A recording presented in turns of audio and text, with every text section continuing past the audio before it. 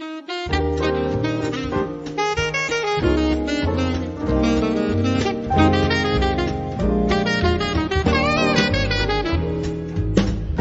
Portugal, there's a YouTube show full of fun facts you need to know. Carl rings the bell and the members show to the GMP morning show.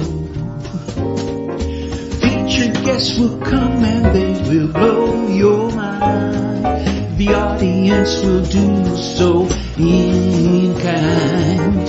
The little vanity mixed with some insanity on the morning show with GMP.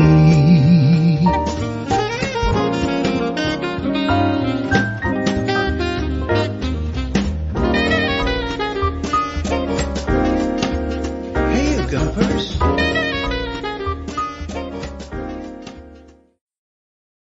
Absolutely. Hola, bon dia, alegría. The lady who gave us that phrase, Filomena, will be joining us from around 9 o'clock this morning. Happy Friday to you. Yeah, hola, bon dia, alegría. Munson here with the Good Morning Portugal show, live stream and podcast, and perhaps a smattering of Mrs. M as well in a little while. She's just making herself even more beautiful than she already is. How about that? So, yes, boa sexta to you. Bon fin de semana. Let's go gaily into the weekend, shall we? And it is also Frango Friday today. This has been a little bit late arriving, but it's been such a busy week. We do have an advent calendar window to open. And the first few Frango Friday, well, not Frango Friday, but Frango memes. Did you see that one that I was showing earlier on? Look, there's Frango. And T-Duck brilliantly into this, as he has been with the last few weeks' themes of what have we had? We've had Piri Piri week, haven't we? We've had Utter Nata week. I think we've had one other one, which sorry, Bacalhau. Oh, Bifana and Bacalhau. This is the 5th week of Portuguese culturally influenced theme memes this morning. So there's your wonderful Frango. And then off T-Duck went with Frango Zappa, of course. I imagine there are a few Frango Zappa fans here. Caldo. Kelder, yes, we can. Mrs. M is making requests about themes we might do. Let me just make sure everything's okay over there on the chat. Dear Santa, please bring me sunshine. It certainly is. Yeah, apparently, I think you're referring to the rain, aren't you there, T-Duck, this morning? 60% of the rain, of December's rain, fell in one day. That was, I think, yesterday or the day before. Probably the day before, wasn't it? Where sadly one person lost their life as a result of the floods in Lisbon. I know Ontracompost station fairly well, having commuted through there. Let me just get rid of this. I've got to do something about my mouse. I can't get things on and off the screen very easily. Oh, there we go. Yeah, I know Ontracompost station. If you've seen the video of Ontracompost station, it's like it talk about Aveiro being the Venice of Portugal. Ontracompost is looking a lot like a waterway. Like we are well, Lisbon is a city based on canals. Extraordinary. A lot of cleaning up to do. And yeah, 60% of the whole month's rain falling in just one day in the last 48 hours there. Extraordinary times. So yes, you've had Frango, you've had Frango Zappa, and I have one more for you this morning. There are others to come, and we'll carry on with this theme into next week. Mr. Bo Frangles, there he goes. Sammy Davis Jr. Might be a favorite as well. And also, while I'm in the picture, do you remember him yesterday? Travis Cunningham. He is now, and he inspired me to create and formulate create the Extraordinary Expats Hall of Fame. I was so inspired by Travis's work, his 7-year dream to build a rum distillery in Porto. There you go, the first of its kind in Porto. I've made him the inaugural member of the Extraordinary Expats Hall of Fame. Other nominations are gladly received, and that's all about what we do over there at the Portugal Club, helping people do extraordinary things in Portugal. He's done that for sure, and that will be an interview or the segment that we recorded with him yesterday on the show. Mrs. M, are you ready to join us? You are. You're banging your mouse up. Are you having mouse problems as well? I can't actually see anything other than the Frango Zappa. Well, I'll put your mic up as well so that we can hear you, which would be a great improvement on what I just did. Nice round of applause. Good morning, everyone. Hello. Can you see yourself now? Yes, I can. Oh, thank goodness for that. Okay, we're working our way through the glitches, and we've come a long way, haven't we? Since we used to have an angle poised lamp with a lapel mic stuck on it. And we were streamed through Zoom in one of the rooms of that wonderful house we lived in Korea. Yep. But it's never quite good enough, is it? There's always a little bit of a gadget or gizmo that you can add to the studio, and on it goes. So we're going to improve the lighting. Mrs. M not happy with her lighting. I quite like that gradient behind you. And the funny thing about tech is the more you add, the more problems you create. Yeah. Whilst trying to solve that's problems. the thing. We solve one problem and another one arises. It's a bit like when you. It's called evolution, isn't it? Well, what I noticed is back in the day when I had a house, I painted. Back in the day when I had a house, like when I owned a house, when I owned a house. Yes.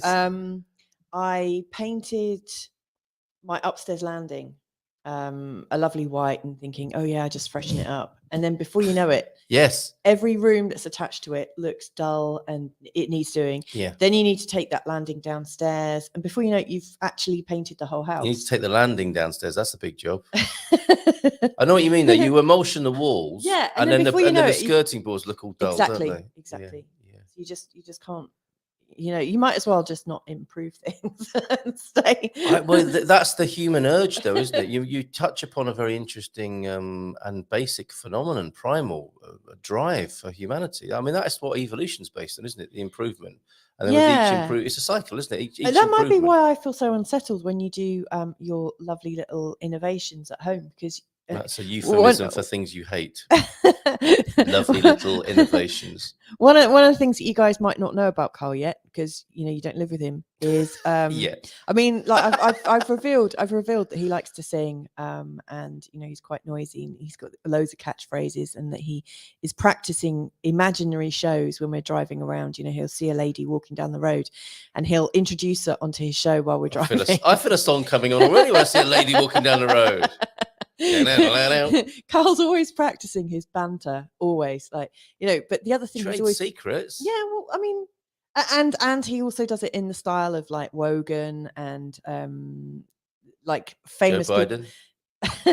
he's you always. You don't want to be doing Joe Biden whilst driving, do you? No, because you want and Donald Trump for the sake of balance and non-bias. Well, yeah, for the sake of balance. Excuse me. Apparently, didn't the story went that Trump pushed his security guards out the way to be able to meet me? No, to be able to take over the steering wheel. Is that right? January the 6th was one of the stories. So, don't like, start. there are many car stories. No, there are many car stories about both of them. Feel Good Friday. We've mentioned Trump, Biden, and January the 6th. Pod and pock that. Stop it. But I mean, isn't life a big story? There you go. Yeah, that's how I'm segging it into the bit that I'm saying, that Carl is always making stories up from whatever materials around him. He's creating, and he goes into different voices. But anyway, is it like living with endless improv? Yes, it is. It is. God, that must be it can be exhausting. It's so also sorry. very funny. I am sorry. That wasn't in the wedding vows, was it? No, it wasn't. But it's also very funny. It just keeps me chuckling a lot. And then sometimes it gets a bit too much. Yeah, but anyway, the reason I was mentioning this is one of his other habits is, and it's almost like it's in his psychology, he can't not do it, is he's moving things around. He's always moving things around. And, improving things. Improving things evolving. From his perspective. So if he has a perspective or a point of view that this would be great, he goes and does it. And then everyone's like, where the hell is this? Where's my cheese? What is this? Where did that go? And it takes a while to get like round to understanding, where things are. And so like whilst you're moving, like getting back to the landing idea that you can improve a bit, but then you have to carry on improving. That's why I never stop. Carl, yes. Carl is in a cycle of, I don't know if improving is what I would say. I would say he's in a constant cycle of improvement and improv. And, there you go. Thank you. Improv. That could be a new theme. Innovation. The imp theme. The imp in improvement. Well, no, like how you've got like your bacalhau and your frango and whatnot. You've always got something going on the side. So maybe are there imp things that we can do for you? I imagine so. Your face with something it's sometimes a little impecunious. Look that up.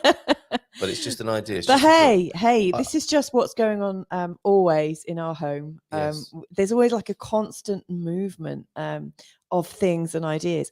I wonder what's going on in your room. Like, what do your other halves do? I like it. See what you did there. You know, like, I mean, it's almost like Carl's. But you're not exactly asking what amuses and delights you about your partner's behaviour, are you? No, actually, what I'm saying is like, what are their kind of guilty pleasures? What can they almost not do? You know, what is the strange things about your other halves? And you know, have their habits changed since you've moved to another country? Is another one I'd ask. Or your significant other, because it might be someone's dog or cat, mightn't it? Yeah, it really could be. And if we could get a dog or a cat to tell us that, I imagine the dogs and cats also suffer from these idiosyncrasies. Imagine they do, don't they? Because like, I love the smell of my dog basket, and they keep washing it. Can you imagine being a dog, and you must love the smell of your blanket? Which if it's you don't. You know what? Yeah. Our dog Jimmy, you know, as some people know him. Some people know him as Jimmy Chew. Yeah. Some people know him as Jimmy the something. Which makes him sound like an East End gangster, doesn't it? Yeah, well, he is a bit gangster, isn't he? But you know, he also has his love of home improvement. Yes, his kennel is very open plan at the moment, isn't it? It's very open he judged that wrongly, didn't he, in this weather? Yeah, I mean, he's young in his career in improvements, isn't he? He is. And so he's actually just destroyed it step by step. Well, it's still just about hanging together. Well, it's very well air conditioned. It's got a mezzanine now, hasn't it, at the back? Oh, that's right. From where he's half pulled out his floor. Yeah. And so him and Peggy are on their last bit. Tiny bit of mezzanine, and he's changed the orientation of it slightly. Long-suffering Peggy. Yeah, but I mean, maybe he's a dog that, you know, is just like his owner. You know, is wanting. He's like me. He finds his limits by getting to them. Yeah. What am I like? Some Peggy? People live like that. I like Peggy with the fat belly that drags on the floor. Why did you have to do this, Jimmy? Why? Well, okay, so very parochial stuff. Oh my goodness, we are our dogs. What he doesn't tell you, but Bonanza there this morning. Yeah. What he doesn't tell you, what she just told you. T-Duck doesn't remember bacalhau. Really? Maybe we didn't do it justice. We did Sexy's bacalhau, didn't we? Yeah, and don't we need to go bacalhau to the... We so do. Not to the future, but to the past. Bacalhau to the future. Didn't we do that one? Yes, we did do that. But although bacalhau you did to the future. Yes, I don't think we did it justice. So and didn't you bring sexy bacalhau? Yeah, definitely. Yeah. Well, I think I like to do that every morning. Bring sexy bacalhau. Jean's in, Dougie's in. How are you doing? Who doesn't like an imp on the side first thing in the morning? Ooh. Very good, Mr. Turner, Coach Turner. Who doesn't like a catchphrase first thing in the morning? Now, we were talking about merch, weren't we? We were looking for the return of the Good Morning Portugal mug, weren't we? Here it maybe who doesn't like something strong and black first thing in the morning, or whatever? You know, your ideas. Maybe we should make it a competition for the merch. Yeah, we want to design the cups a bit like this, but then have a who doesn't like a something first thing in the morning on the mug. Because first of all, I would like it. You know, it'd be really easy for me to buy it for Carl for Christmas. Thanks. It'll go really nicely with the iron I'm going to buy you. Yeah, maybe we could get, you know, like you get those knickers, or what are knickers? What are knickers in American? Cuecas in Portuguese, I think. Yeah, but like most of the people listening are American, probably. Panties. Don't get your panties in a bunch. So you know how you get these like packs of knickers, packs of panties with like little pictures, or like Monday, Tuesday, Wednesday, all on them. I'd like to get a set of mugs. Yeah, I'd like a set of mugs for Carl that has who doesn't like a something on a Monday. Or putting in the morning. Putting the sex in sexta-feira for Friday. Okay, yeah, we'll do that one. Then. But we could do some with a bit of a helping hand with the other catchphrases. Who doesn't like a helping hand first thing in the morning? We do this morning. Bom dia, campos from James. Feliz sexta todos, tudo bem? Hey, James. Oh, I had a lovely moment. I had a moment this morning, walking back with the dogs this morning. Olá, bom dia, Vitor, tudo bem? Força Portugal, amanhã. So what's happening with the footy? Sorry, your good morning. You had a moment. I had a moment with Vitor, our neighbour, and sharing that entirely in Portuguese and feeling great. My heart swelled. Maybe he just thought to himself, "Oh, that idiot with his basic Portuguese. He never moves on from Olá, bom dia, tudo bem." But I did. I gave him a Força Portugal amanhã, and we both smiled and laughed with each other because, of course, tomorrow, the 10th of December, Morocco, Portugal. And then if you're English, as I am, watching the England-France game will be it won't be fun, but it will be, my eye will be drawn to the screen. That certainly. will be what a day of football a tomorrow. bit stressful, won't it? Check it out.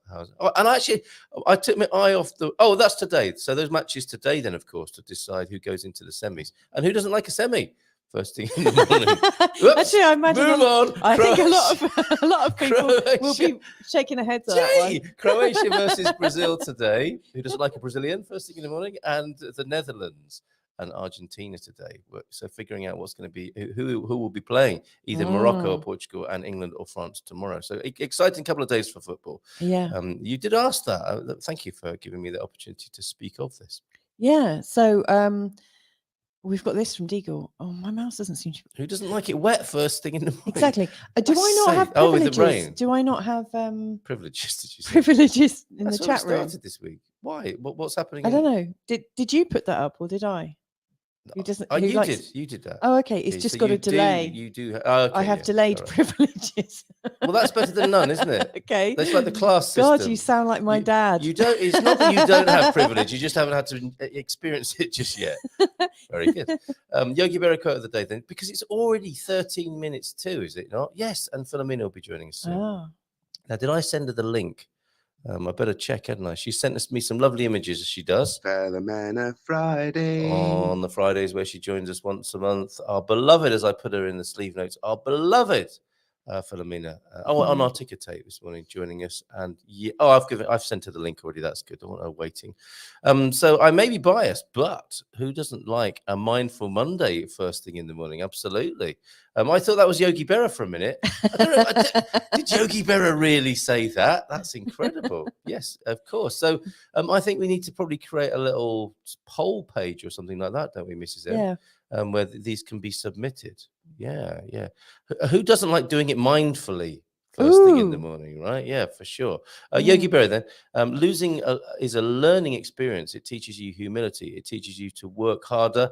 It is a powerful motivator. So if you lose today, there's a nice reframe for you in any area of your life, which is quite helpful for me. I'm going to go and see the IMT, Finances and Seth today. I'll see if I need that. Quotes that have inspired Slug. James, thank you for this. Everybody is a genius, but if you judge a fish, this is good, isn't it? But if you judge a fish by its ability to climb a tree, it will spend its whole life believing that it is stupid. Absolutely. Different strokes for different folks. Bon dia on this fabulous feel-good Filomena Friday. Have a wonderful day and a great weekend. Sounds like Coach Turner's got some lead in his pencil this morning, doesn't it? Yeah, sounds like he's back off to bed. Yep, got Bon dia Gria Gumpers from T-Duck. Yet another rainy day in Lisbon, hopefully clearing soon. It's incredible. But I said to Katya yesterday, this rain, what's going on? It's winter. I winter. think the same. Like you have that kind of memory, Carl, where you remember the good bits and not the bad bits. But do you not remember that kind of memory? People would pay money for that kind of memory. They really would. But do you not remember when we were staying at Madame Godinho's? Yeah. In SMDP. Yes. Hola, bon dia, Madame Godinho, by the way. I don't think she's watching. Kartosh, in a nice part of town, but no heating. And it was gas bottles. This time 5 years ago, just before we moved down to a little bit before this time. And we moved south of Lisbon to the lovely Haddada da Aroeira. Aroeira. You didn't say it like that when we first moved. No. But anyway, it peed it down for a good couple of weeks, and the wind was really, strong, and we were freezing. Yes, well, clearly I do have that sort of memory because I don't remember any of that. I just remember being sunburned. But I mean, you know what? Did you say 60% of the rain has come down? 60% of December's rain. Now that can't be right, can it? Because that's the average rainfall, and if that all drops in one day, I don't think it's going to be like, okay, we've only got 40% more to come in December. There's more rain. It's very high rainfall. But it's meant to rain this time of year. Yeah. But I am commenting on the amount of it. Do you know what you sound like? You sound like one of those British rail announcers saying, wrong sorry, kind of leaves on the track. We've got the wrong kind of leaves on the track, the wrong kind of, What I wouldn't give for that gig. I put up my Hire Carl page with my voiceovers. Yeah. We'd be in clover, sweetheart, if I got a British Rail voiceover. But I'm not going to put You'd myself be forward too for the happy for it. well, the Portuguese lady. She Yeah. should do that forever. The sexy lady, the girl from Ipanema, as I call her, who does the announcements in on the Portuguese railway system. Go on. She is. What does she say? I can't remember now. But you had all this. you have that bell. Ding ding ding. Yeah. Which is quite untuneful because I think the bit of tape has been played over and over. Yeah. But what does she say? What's it's not estimados clientes. That's Lidl, isn't it? Yes, it is. Estimados, vamos. Acaja dois. Come on, hop it. We're close. Anyway, okay. Sun Tzu, the greatest victory is that which requires no battle. Well said. Well said there. I'm minded to say a few things which I might regret on that. So we'll just move on to Sun Tzu, was a Chinese military general, strategist, philosopher, and writer. Yes, spot on there. I've lost me. I think other comments have come in, and my mouse is in the wrong place. But yes, like that, the greatest victory, there it is that which requires no battle. And Portuguese saying, do you want to give it a go this morning, Mrs. M? No. Why do you never want? You're very good at Portuguese. You have Portuguese lessons every week. Yeah. And yet I'm you not still, very good. but you hesitate to treat us. Yeah, because when I'm practicing my Portuguese with my Portuguese teacher, and when I'm practicing with my neighbours, like when I say bits and pieces, I practice in my head. I hear myself say it in my head, and then I say it. I don't just come out and say Which it. I'm makes not for a very spontaneous conversation, doesn't it? No, but I'll see our neighbours arrive, and I think, okay, I've got 5 seconds before I speak to them. That must I'm be practicing a it in my thing in head. linguistic circles. In fact, it is its own linguistic circle. Anyway, I like to practice things before I just go live with them. But there will come that time when I've got that level of unconscious competence. And yes. I'm not there yet. Okay. Although nor am I, but it doesn't stop me, does it? No, but it's not one of your concerns, but it is for me. What, but public humiliation? No, not so much that, because I do live shows.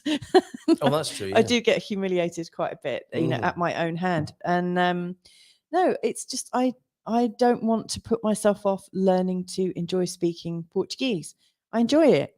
I enjoy the lessons I do, and I enjoy humiliating myself in the whole hour with your teacher. Yeah, because she's really good fun, and I don't feel embarrassed. She makes it okay for me. But right now, like if I was to do that here, I'd be doing it in front of a load of people who might not be raising kids and doing a business. They might actually have more time to learn Portuguese. I asked. Okay. And they'll be like, flipping heck, you've been out there 5 years. Mrs. M, get a move on. And this, my friend, is what goes on inside people's heads, isn't it? I just asked her to speak a little bit of Portuguese, and all of that came out. But you asked me why. Why I didn't. I did, didn't I? Yeah, okay. I gave you a full answer. Males que vêm para o bem. There are evils that come for good. Ooh, blessings in disguise. There. Yeah, it's a funny way of saying blessings in disguise. Okay. Hugo Nuno, in 2001, Portugal decriminalized the recreational use of all common drugs, including cannabis, cocaine, LSD, and heroin. Possession is not illegal. However, if you're found to possess more than 10 days worth, how do you judge that? You might get jail time. I mean, those are it's different. Again, different strokes for different folks. One person's 10-day supply would be very different to another's. Yeah. Not that I know very much about this subject.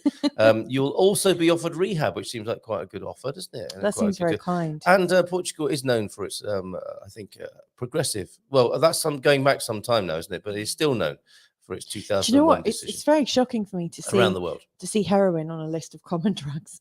Because I was raised in the 80s, in the 80s, terrified of when there was that Grange Hill, which is like a kids program, like their campaign called "Just Say No," and some awful pop song, with actors from a TV show. Just say no, so dramatic. It really stuck in my head. Yes. Okay. Before we're only 5 minutes away from Filomena Friday. Well, it's already Filomena Friday, but we're 5 minutes away from Filomena arriving. Yeah. And we haven't opened our Advent quick, let's do that. Or announced our first webinar. And You're sounding really gravelly, mister. In a good or a bad way? In a Barry White kind of way or not? In my Portuguese voiceover kind of way? Your Portuguese voiceover. Portugal. Oh, no. 2023. That's actually the voice that I find that arousing. Do you? Yeah. You found it arousing? Okay, I'm going to do the God Squad. I'm going to do the God Squad I'm a tip of little, the day in I'm that a voice. little, no, A don't. little exercise to warm you up on a cold day. It's going a bit into Antonio Bandera from time to time. Yeah, and that's not so arousing because he played Puss in Boots, didn't he? I may look like a cat, madam, but I am a hairy, sexy man. A little exercise to warm you up on a cold day, says Coach Turner. It's -4 in Hertfordshire in the UK. If you've managed squats successfully, and who doesn't like a managed squat first thing in the morning? Yeah. Add a little jump as you rise. What's steady on there in Hertfordshire? Jumpers instead of gumpers. Jumpers, squatters, yes, squatters, jumpers, and gumpers of the world. The jumping. Add a little jump as you rise. Guess what? They're called jump squats. And that's his mug there, right there, isn't it? Who doesn't like a jump squat first thing in the morning? T-Duck, please bring sunshine, Santa. Have you been naughty or nice? I'll answer that for you. You've been very nice, T-Duck, and you deserve your sunshine in Lisbon. Oh, enviando Natal de amor, paz e felicidade para a comunidade Gampur. Tenham Natal fantástico in Lunda 2023. Hey, Owen, are you not coming back to see us all before Christmas? What does it say there? Can you translate? Well, he's basically, I mean, to cut it short, he's basically sending wishing love, everyone love and peace and happiness, to the Gumper community, and for a fantastic, no, I think he's kind 2023. He's peaking early, but we're going to continue with this as we will do now with a bit of festive cheer. Oh, you think he's come on to say that he's not going to come back until 2023? Yeah, well, or he might not even come back in 2023. Owen, what? Come on, Owen. We'll spill the beans. Are you saying goodbye? Are you breaking up with us? No. Look at this. Okay, here we are. We have our advent calendar. We are now up to day I should 8. just say it's a beautiful message, though. Thank you very much, Owen. Who doesn't like a little bit of what did he say there? Sweetness first thing in the morning. Amor, paz e felicidade. Yeah. Okay, I'll stop that now. This is yesterday's window, because of course it's the 9th today. But I play you yesterday's, or play you yesterday's video. Why is there not a 9th? I haven't done it yet. Oh, okay.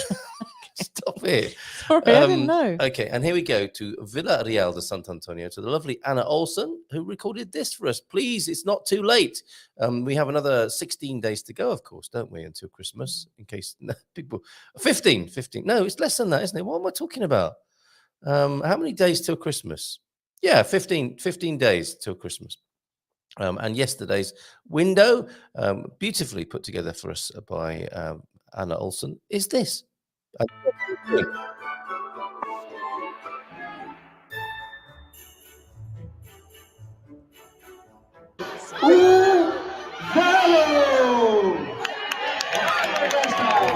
Oi, Natal! Agora vamos chamar o Pai Natal. Vamos! Então vá, quando eu disser 3, dizem todos Pai Natal, está bem? Gritam todos para ele. 1, 2, 3. Nosso da pipocas, este frio é para ficar. Vou comer essa areia e lá fora vai nevar. Já está todos a dormir e o Pai Natal vai chegar.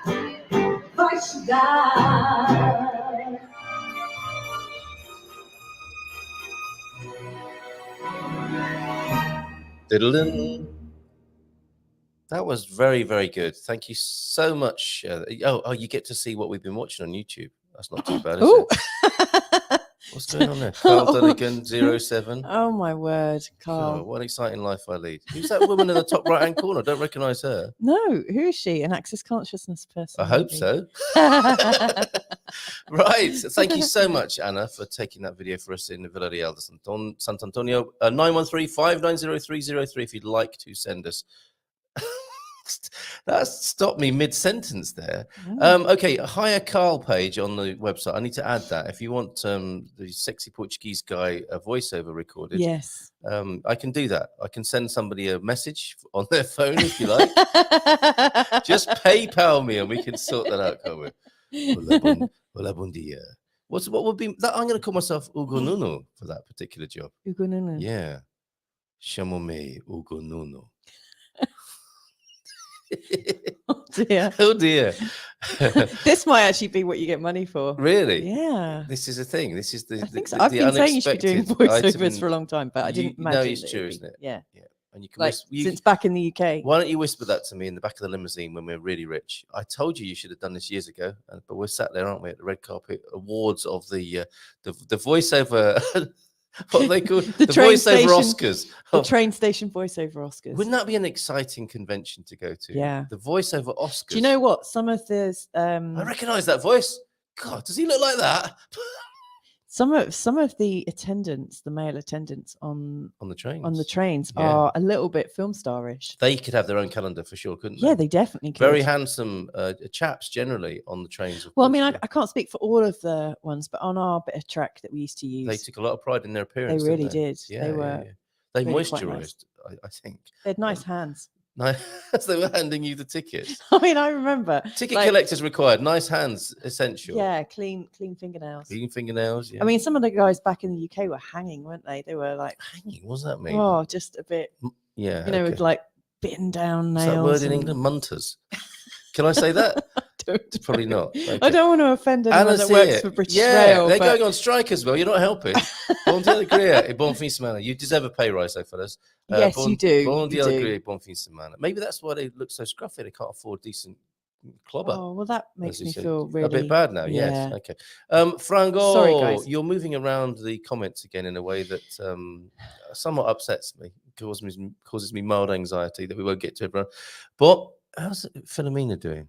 Okay, well, she's not here yet, so we'll carry on with your wonderful comments. Bon dia, Carl and Gumpers from the -5 Belfast. Oh, and we got your video is fantastic. That will be today's Diggle, so we'll play that. Oh, so we can have a little medley of today's, Saturdays, and Sundays. On Monday, Filomena's dressed up. This is amazing. Ooh, She looked fantastic. she looks wonderful. Yes, indeed. Be with you in just a moment, Filomena. Morning, Mrs. M. Isn't this a great moment? We're talking about Filomena. We've got Owen on the screen. Filomena Friday. And we've got his sung jingle there. And we've got the update on what he's up to, because you were concerned. Bon dia, Yeah. alegria a todos from South Africa. I leave for a holiday later. I might disappear if needed. So much going on here. So much going on here. I have a 1,500-kilometer drive ahead of me. So just wanted to take this Wow, moment. Francis, where are you going? That's how You're he going to the rolls North over Pole.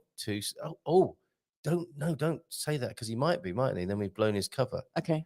To say thanks for an incredible year. Oh, bless you, Aw. mate. And wanted to wish you all a blessed festive season and good times with those who matter to you.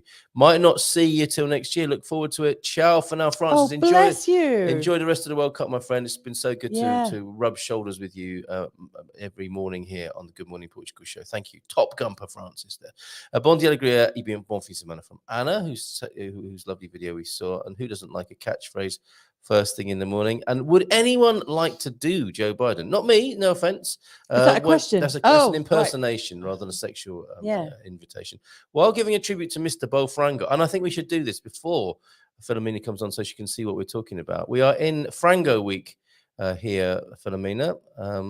She's And laughing. there we go. There he is, Frango. He's even got a chicken for an ear. You see that? I don't know if you Yeah, noticed that detail. It took me a while to zone in on that. Yes, yes. And Frango Zappa, of course, with Ratos Quientes there, and Mr. Bo Frangos. We mustn't forget a fellow Rat Pack member, Mr. Frango Sinatra. Yeah. But we had Frank Bifana, did we not, as well? He's popped up a couple of times, Frango Sinatra. Yeah, he's managed to get a few mentions, I think. Okay. And he was in the wine quiz too. Okay, so without further ado, we'll come back to your comments and we'll celebrate them with Filomena. Let's give her a nice big round of applause. Filomena Friday.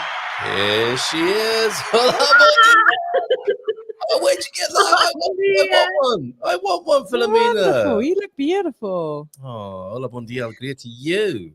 It's got a really nice, jaunty little floppiness to it, I've got to say. Yeah, a present from Paul. Paul Drain gave me this. Thank you, Paul. Good on you. Aw. That's beautiful, Filomena. Tudo bem?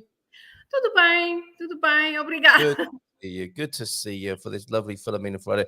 As we make our way towards Christmas and we learn with you how to celebrate Christmas like a Portuguese person this morning. And anything else that you want to bestow upon us, Filomena, because sometimes you have surprises for us.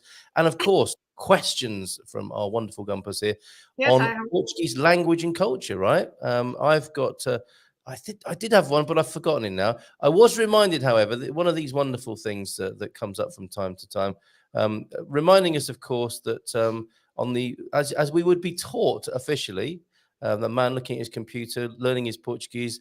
On the course, it says "Até logo," and then in real life, "Logo." If I take the ticker tape out the way, that's how you actually say it. There's it, "Logo."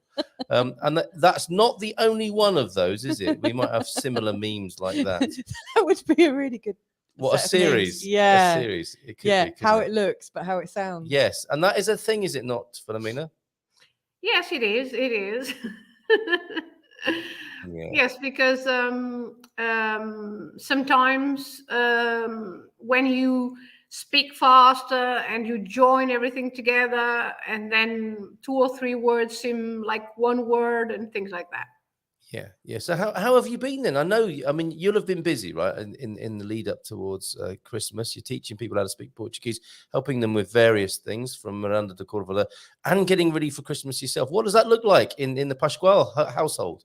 I think I'm going to put my. That's a good look. That is a good look. It's a bit hard. I'm very proud. I'm very Looks proud great. microphone here. Okay. Hello, Okay. calling the North Pole. Right. We got you now. Yeah. Or have we? Yeah. Okay. Are you just keeping your ears warm? Because I'm not sure that it's working. Well, Your volume was not from the beginning. Okay. Never mind. There, No. You got, you know, it's working now. now. Yeah, we can hear you. Whether it's the headphones or not, we can hear you perfectly. The big hat is the big hat is. Okay.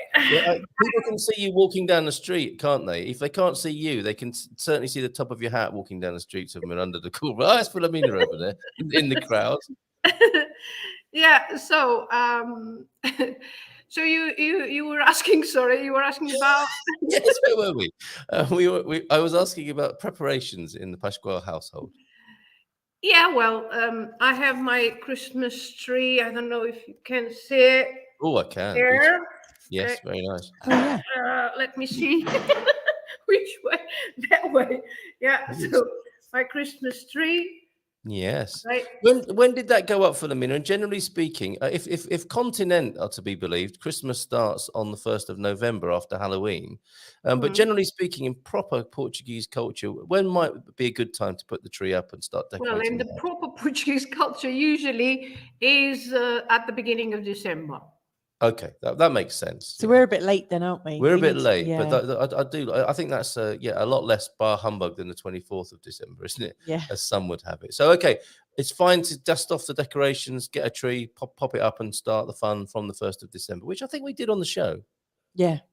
Yes, and also because the 1st of December is a national holiday, so we have plenty of time to organize everything on the national holiday. Because the 1st of December, we celebrate the Restauração da Independência, so independence from Spain in 1840.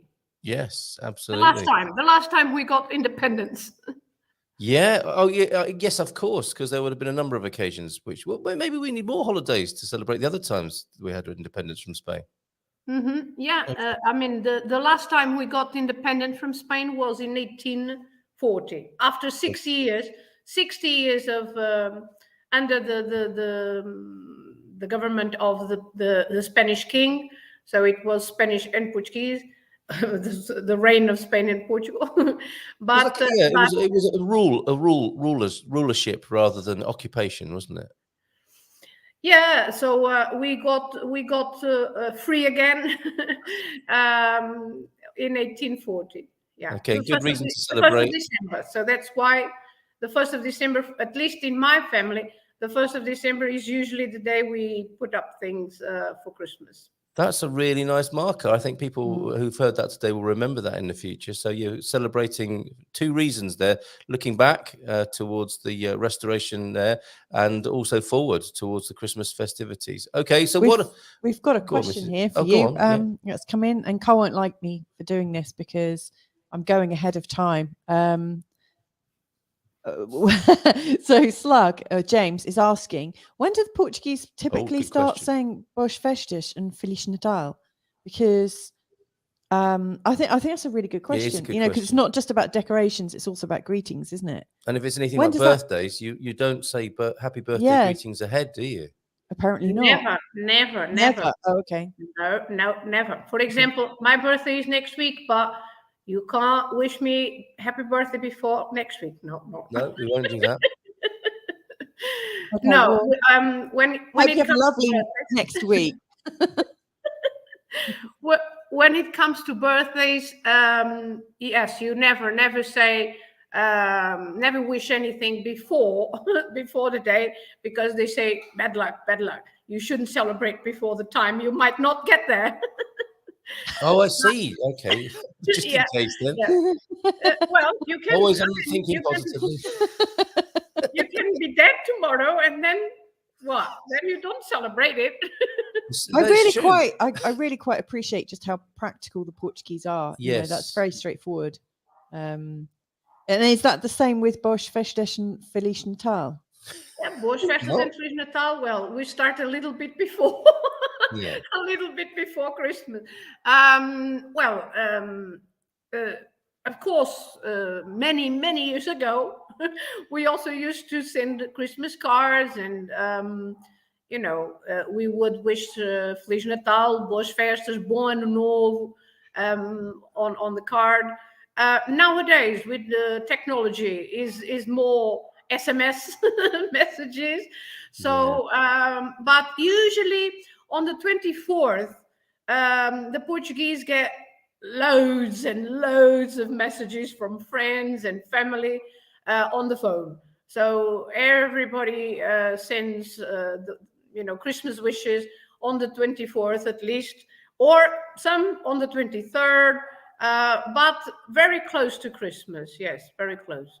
Oh, okay. So when I was talking to my neighbour this morning, it would have been a bit premature to start saying Boas Festas. No, you can. Did you really? No, I didn't say it. I didn't. Okay. No, I was just talking about the football with him this morning. No, about football, of course. About football, it's always good to wish good luck. Yeah, but you don't want to peak too early with the Boas Festas, because I'll be saying it every day every time I see him, won't I? Yeah, which does it'd be really annoying. You'd be like that crazy guy. I mean, I have already told Boas Festas to people that I know that I won't see them before Christmas, or if I meet someone, or even in a shop also, if I go to a shop and buy something and I know that I won't be there before Christmas, and then I say Boas Festas or Feliz Natal. Yeah. Okay. That makes a lot of practical and pragmatic sense, which is we are getting used to. Other questions are coming in, which is fantastic. Keep them coming. Portuguese language and culture questions for Filomena on Filomena Friday. Apparently, you just snuck in a Reign of Spain joke there. Well played, Filomena. And I'm eating fish. Shellfish, says Chris. I think this is a scenario he's creating. I don't think he's eating shellfish right now, but you never know with Chris. What is the hammer and scissors called, and how do you pronounce it? Is he setting you up here, or is this a genuine inquiry, do we think? I think he just wants to know, I think. Okay, so good. the hammer is martelo. Martelo. Martelo. Not Marcelo, not Marcel. This is our president. Do not ask for the president. We're eating shellfish. Not the president, no. How do you spell that, Filomena? Sorry? How do you spell that? Okay, I can write it for you. Into the chat. Okay, so that's the hammer. Is that the same when we're asking for a hammer to do DIY and building work? Or is that yes, martelo. But you can say martelinho. Martelinho is a little. The hammer. Martelinho. We could call our youngest Martelinho. He's the little hammer around the house. Martelinho. Martelinho. That's nice. So there you go, Chris. That's the hammer part, and the scissors. And the scissors is tesoura. Tesoura, which is again is universal. That's the universal scissor one, yes. isn't it? which I think comes from the Latin tonsor for barber. It sounds very similar, doesn't it? Tonsorial skills are what barbers have, from my remembrance of Latin at school. Tesora. Okay, very good. That's fantastic. There you go, Chris. Promptly dealt with by Filomena there. He does like his shellfish. And of course, the Portuguese are huge consumers. Yeah, I also do. Yeah. Yeah, me too. Me too. I always feel better actually after eating a bit of shellfish. It must be the raw sewage that they eat and then pass on enzymes and vitamins and minerals to us or something like that. It's the same in Germany, says Matty. No happy birthday or presents before the day itself. Very restrained. Very restrained. Well done, Germany. Says Sarah Nom de Plume. So a little Filomena would be Filomenina. De vontade de dizer Filomena. So yes, right, that she's correct, quite correct with that, and she uses this for a lot of other fellow Gumpers in the room as well. Probably Antonino as well is coming up. So yeah, that is correct. And I have to apologize. I know what I was wanting to say to you, Filomena. I was talking to you on WhatsApp, wasn't I? And I was calling you querido. And you have been told off by me again, right? Properly told off about that. Querida. Now, why I was confused with that. Also, that's a little bit like flirty as well, you know. Do you see that all of your women that you're on WhatsApp with? I say it to men and women. Do you? Yes, I do. But querido would be okay to say to a man. Yes, it but would. Not to That's right. That's what I said. That's what I Yeah. said. I said I'm not a man. I knew that. I knew that.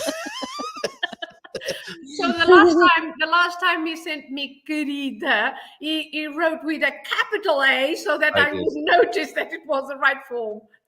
Yes, exactly. Well I made a big Your mum would be very point of that. pleased. Now, the reason I was confused is because it was the obrigado and obrigada situation. Now, I say obrigado because I'm a man.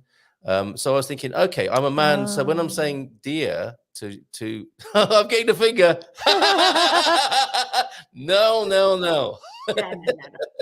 Because actually, yeah, you are right. You say obrigado because you are a man, because it depends on the person who says it. You know, it's obrigado. You are saying, I am thankful to you.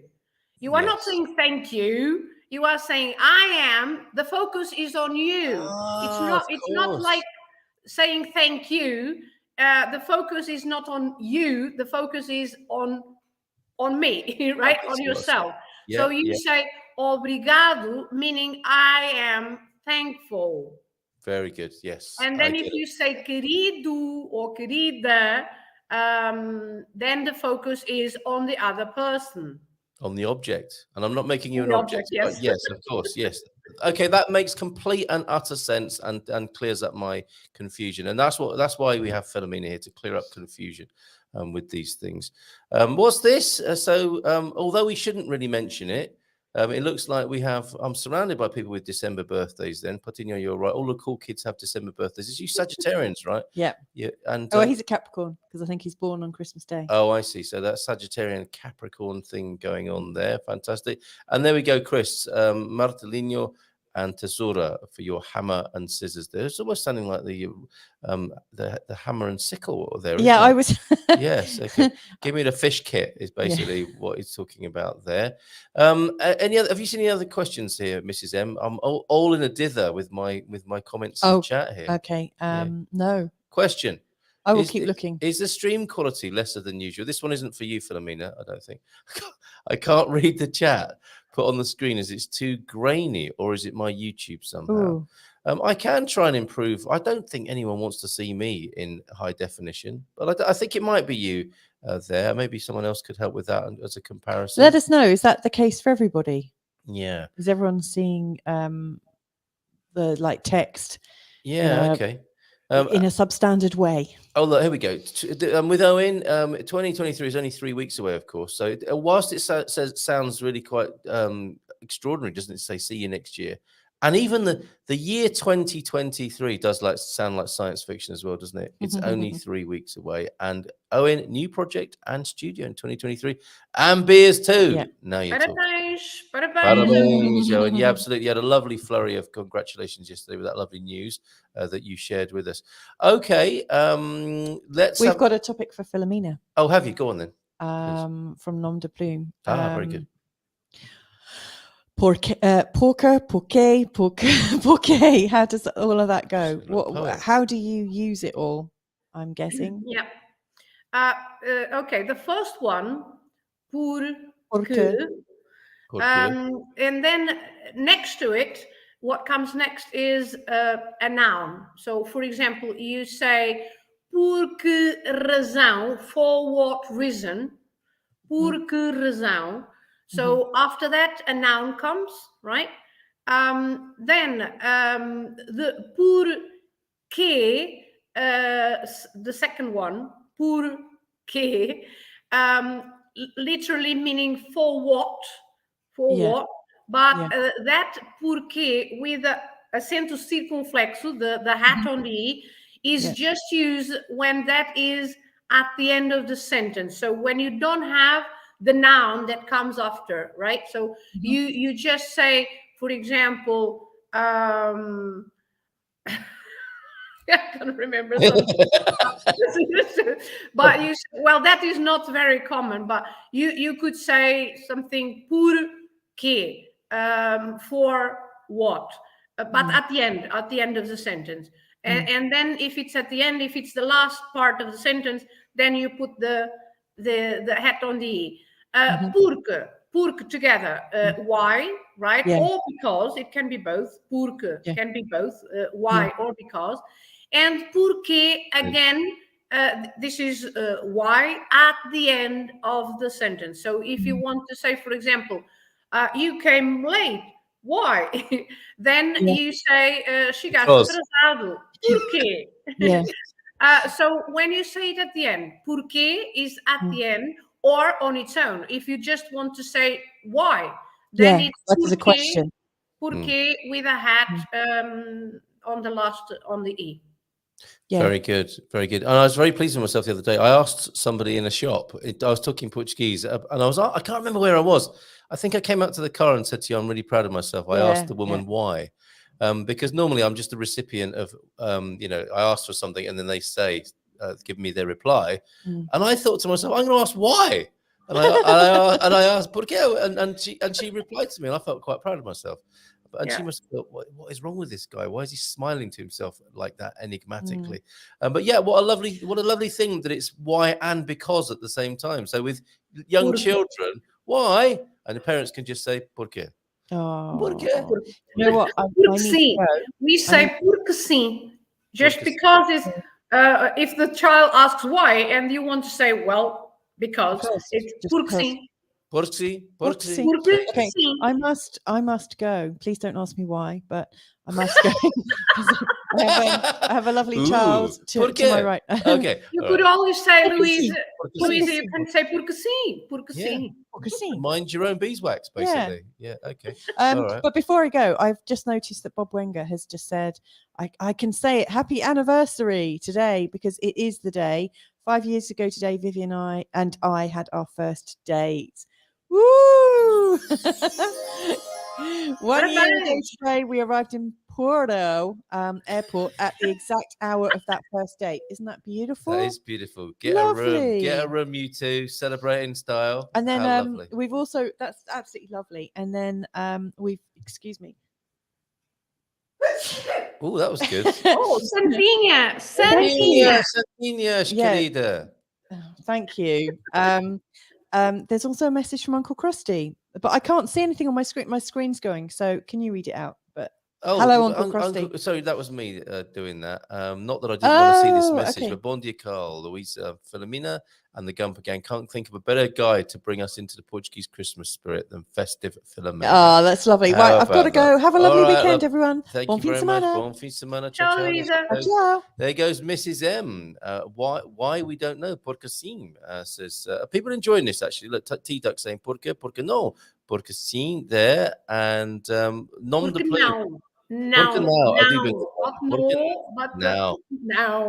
Yes, point of order, Chair. Thank you for that. And why would nom de plume be bringing this to our attention? O porquê? O porquê? Yeah, the reason why. O porquê? Yes, okay. The reason why. All right. And Francis really has to go now. Ciao, everyone. Have an awesome end of year for your Portuguese culture and language tips. Watch the replay there, Francis, and have a great Christmas, my friend, if we don't speak to you before then. And Barbara's here. Look, Hola, Barbara. Nazdrowi from Poland, I think, this morning. Or Dzień dobry. Dzień dobry to you, Barbara. Now, that was you got me in trouble there, T-Duck. That was my Spanish showing there. Do not show your Spanish on this show. And especially after saying that on the 1st of December we got independence from Come Spain. on, Tita, what you like? Porque partirán. Now say porque. What is she talking about now? Well, just giving an example of using porque at the beginning and then porque at the end. Okay, and porque quería nunca suba. Porque. Porque. Yeah, porque. Because I wanted it, I never got to know why. Oh, it lends itself very well to philosophy. Just examples. These are examples. Okay, good examples, right? Okay. Great philosophical examples there, illustrations. The why, the one of the best words in our languages here, right? Why? Fantastic. Thank you very much for that question. Then nom de plume. Any more? Stick them in the chat. Filomena has a number of pictures of cakes that she sent me. Now, this is a very important part, is it not, Filomena, of getting ready for Christmas here in Portugal. Should we get right into the cakes, or are there any other things we should know more generally? I mean, we've discussed that we can start decorating on the 1st, but should we just get straight down to the cakes? I think first of all, people, I think people should know, if they are not aware, because they might not live in Portugal yet, that the celebration, the biggest celebration, starts on the 24th and not on the 25th, right? Yes. So the biggest celebration, the biggest family gathering is on the 24th in the evening. So this means that families, for example, people who live far away, they travel to meet their family on the 24th. And you've got children and parents and grandparents and aunts and uncles and cousins, everybody together.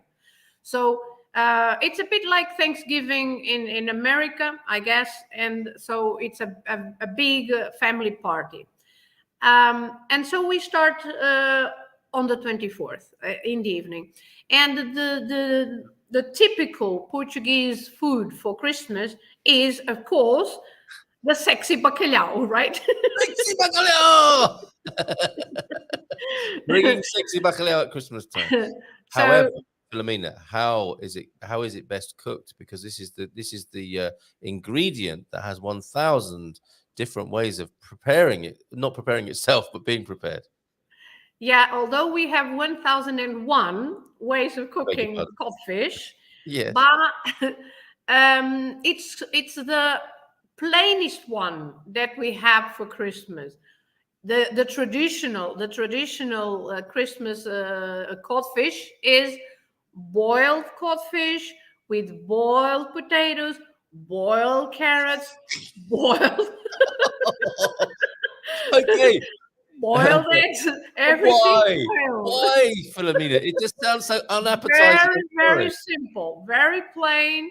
And then when it's on your plate, you put some nice olive oil on top of everything, and garlic, and that's it.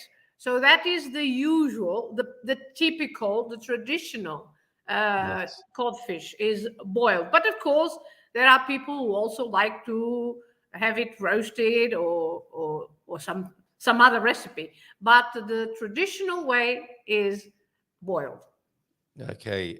So, well, I get a sense of, if you were having a Christmas where, in some religious approaches, it's important to be modest, isn't it? And thoughtful and considerate. And so that makes sense on that level, doesn't it? Yes, and because of the Catholic influence of, you should just celebrate on the 25th, right? So on the 24th, you should still be eating fish and not Gotcha. not too fancy. Not too fancy.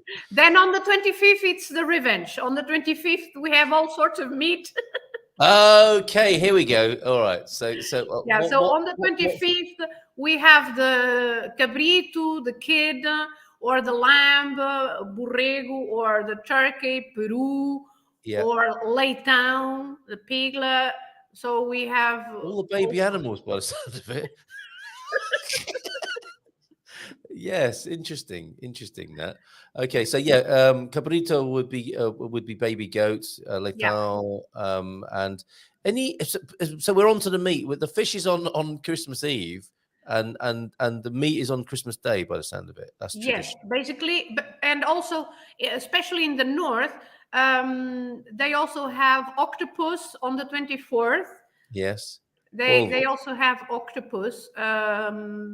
Sometimes instead of cod, they have, or sometimes it's cod and octopus. But here in central Portugal is not very common to have octopus, but in the north it is. That's very interesting. This sort of tension between the modesty of Christmas and remembering what we're celebrating, and then the extravagance. These are the two sort of poles of Christmas, aren't they?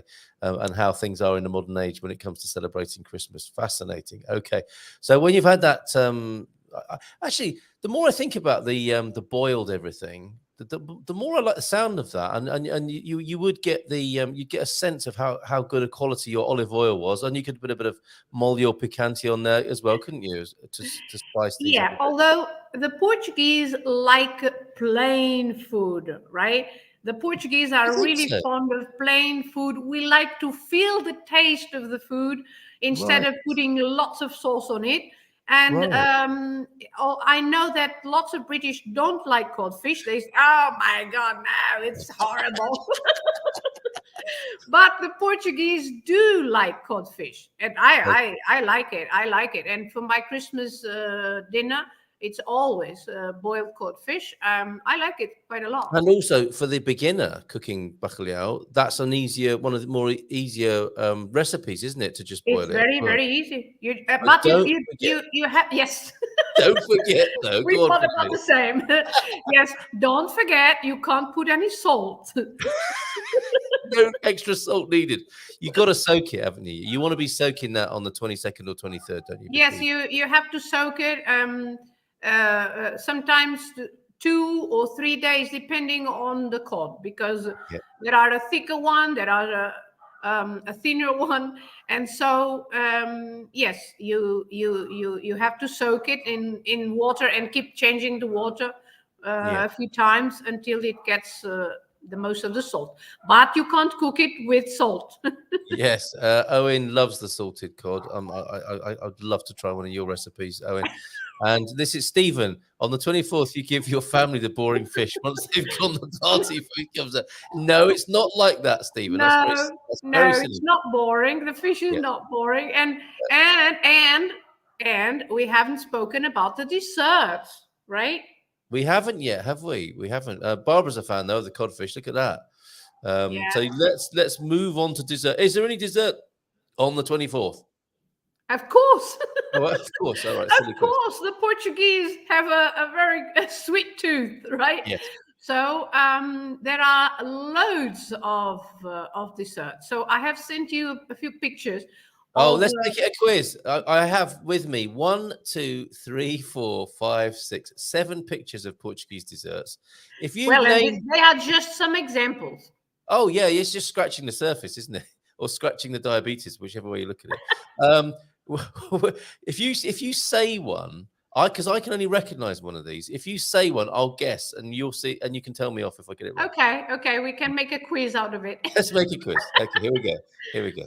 Okay, well, so we have bolo rei, and I'm sure that one you know. There we go. Easy. That's it. Easy. That's it. Easy. Very good. Muito bem. Yeah. Muito bem, Carlitos.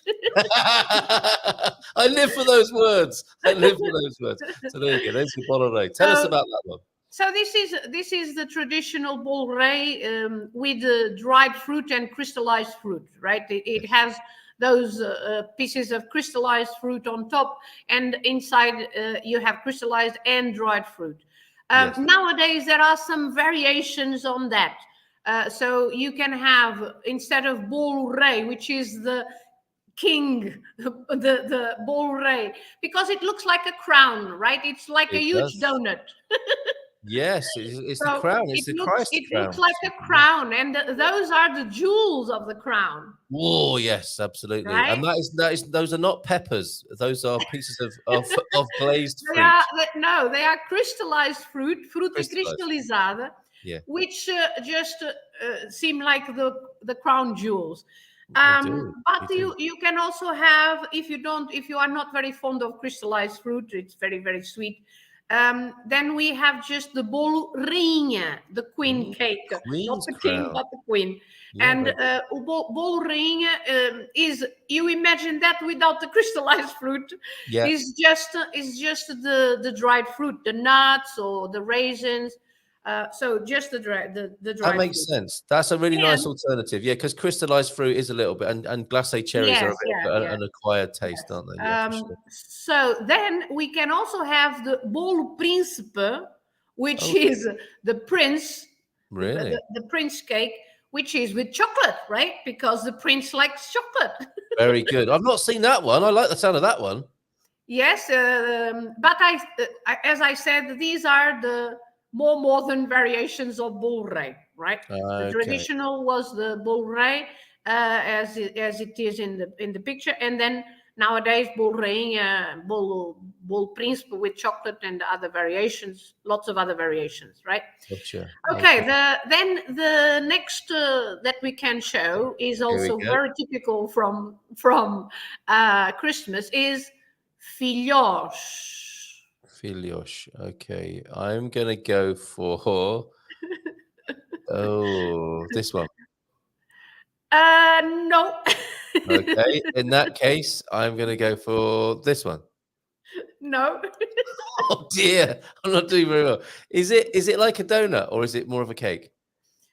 Well, you can say it's more similar to a donut. Is it this one? No. No, that's like a shamosa there. So it's not Yes. these. Is it? Okay, that's it. You know what threw me? I've seen these as sonhos. Is that Sonhos, wrong? yes. Okay, that's what I would like to explain. There is a slight difference between sonhos and filhós. Oh, tell us. Both sonhos and filhós can look very similar, can look like the same. Yes.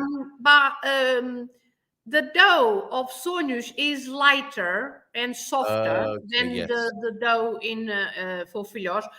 Filhós are a mixture of flour and yeast and eggs and olive oil, a pumpkin that is left to raise, for a couple of hours, and then fried in oil or olive oil. But that is filhós. So to make the filhó, you have to leave the dough rise, right, with the yeast for a couple of hours. But sonhos, you don't. If you make sonhos, you prepare the dough and then you immediately fry it. Oof, okay. So yes.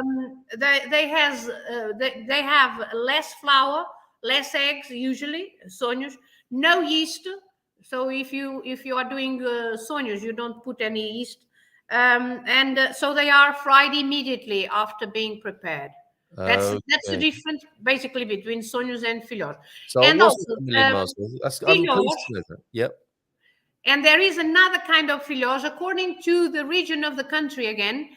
There is also filhós pichada. Can you show that picture of filhós pichada? Oh, yes. Okay. Well, I think so. It's either this one. No. It's not that one. Or it's this one. Yes, that's one. Okay. That one. Have we gone north here? This looks like traditional northern Portugal, Filomena. This is eastern part of Portugal. Yes. So to Castelo Branco, Covilhã, Pampilhosa da Serra.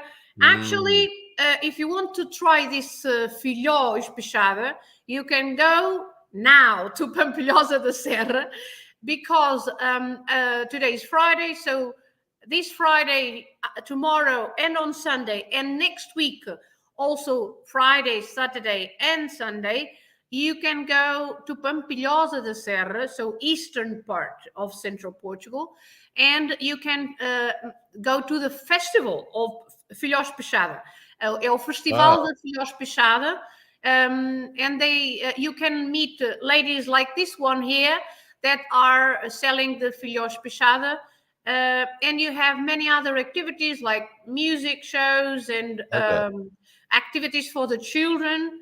Lots and lots of things and you can taste the local food, local liqueurs and things like that. Ooh, so sounds good. So Peixada means what exactly? Peixada means stretched. So it's that same kind of recipe with the donut. Well, actually, well, I have a picture somewhere with Peter doing that, but Peter stretching his dough. I don't want to see that. Stretching his dough. Yeah. I don't want to see that. Yes. Nobody should see that. Peter was with me in Pampilhosa da Serra on the walking activity, and in this walking activity, it's not just walking. One of the activities is go and make your own Filhós Peixada. So I remember that I had a few pictures and one. I'll try to. Meanwhile, I'll have a look at a few comments while you're sending us that then. Yeah, so that's the Filhós Peixada. Filhós Peixada. Stretched. Okay, that the verb is espada, is it? Espechar, the verb. Espechada. Okay, to stretch your dough. Carlos says, looking at all those yummies makes you hungry. It does. And I'm reminded that you sent in a lovely photograph yourself, Carlos M, of cookies you made, I think, back in the United States before you came. Look at this lovely festive cookery here, Filomena. These are very professional looking cookies there that I think you made. That was you that sent me those, wasn't it, Carlos? Just recently. Very nice indeed. Other comments coming in. Beverly's with us this morning. Sounds amazing. Can you write where the festa is, please, so I can find it? I'm loving this info. That's why we have Filomena here with this wonderful education for us. So was it Pampilhosa da Serra you were talking about? Pampilhosa da Serra. Yes, I'm going to write it. Are you going yourself to that this weekend, Filomena? Of course. Of course. Silly question. Okay, I'm putting that into the chat. Maybe either this weekend or the following one, because it's this weekend and the following one, so the next one. Is it? Okay, that's good to know. All and right. So I'm going there one of these, either this one or the next one. All right, let me catch up with comments here then while you're doing that. I think we sorted Chris out with his hammer and sickle for his seafood. Dad jokes. Oh, Frango's. It was Frango Friday as well as Filomena Friday. It's Fran is wonderful. Can Fran go with us? Fran goes to the poultry shop. Very good. Yes, and you should have issued a dad joke warning definitely for those. Frango with his family across South Africa to Johannesburg and a place called Sun City. Google it. Oh, is that where you're off to Sun City? That's your Frank go today. And yeah, I think there's quite a lot that I missed out earlier on. Let me just find out. And if I have missed something important, just do reassert it into the chat, won't you? Okay, and that was T-Duck helping Matty out earlier on as well. So I think we're all caught up until that point. I'm delighted to say Yvonne O'Donovan, my friend in the United Kingdom, has also joined us this morning, as has Jean. Thank you for being here, Jean in New Jersey. And Jeff is here. Delighted to see you. I think often tunes in for you, does Jeff. Bom dia, alegria a todos. Feliz Filomena sexta-feira. And Yvonne, a little wave and a heart from Yvonne. Lovely to see you, Yvonne. When are you coming to see us? In the Netherlands, says Matty, it's common to do the opposite. Happy birthday and presents before the day. And it caused some discussions with my girlfriend in the beginning. So she learned the right way, which I'm guessing is your way. She didn't know she'd met Mr. Right when she met you, did she? She didn't know your first name was Always, though, did she? Patino, you're right. All the cool kids have those December birthdays, said Mrs. M before she went. And Jess is in as well, saying we're looking good this morning. Fantastic.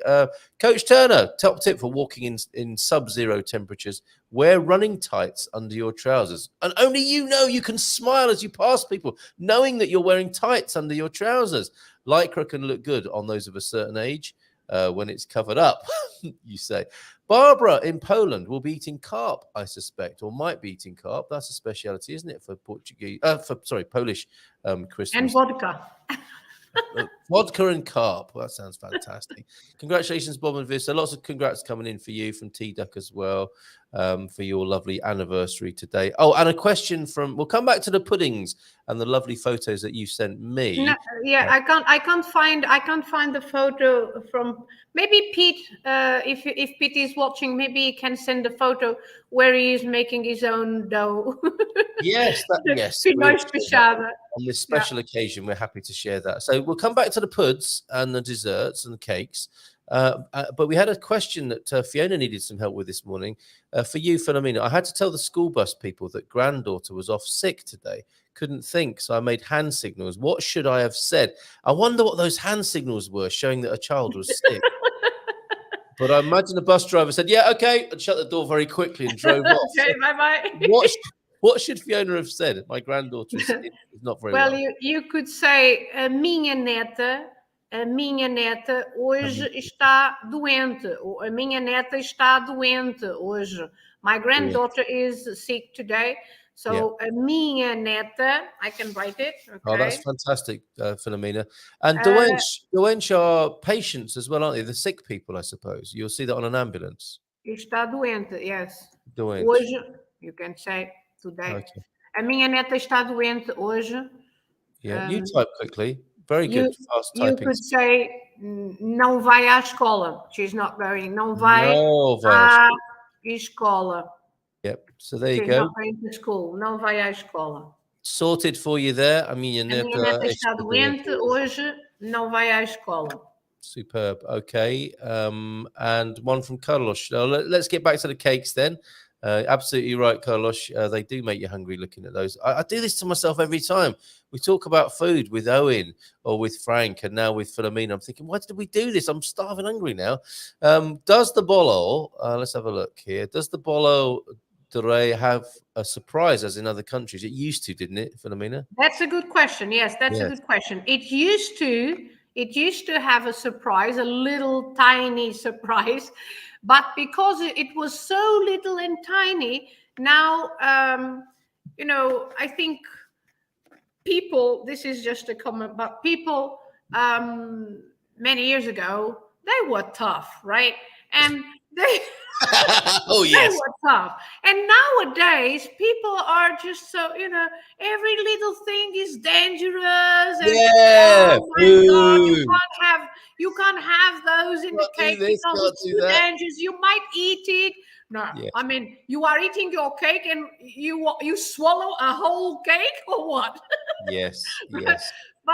But okay, because they consider it's too dangerous for you, because you might eat the little surprise. So there is no surprise nowadays. But there's still another thing, which is the fava bean. There we go. The fava bean, yes, still comes in the bowl, right?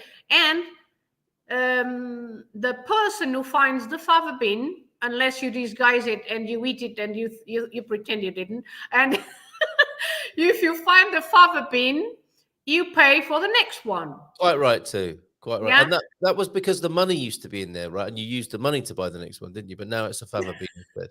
A safe fava bean. Well, do you know what? I'm thinking some grandmas might still put a lead toy in there or something just for their kids. So I imagine that does go on, but not on a commercial level. I think it was outlawed, wasn't it, as something that could go in the Bolidere there. So very good cultural information and background there. Thank you for Antonio for your help on that. Okay, what's your next one then, Filomena, that I need to get? Okay, we have spoken about filhós, rabanadas.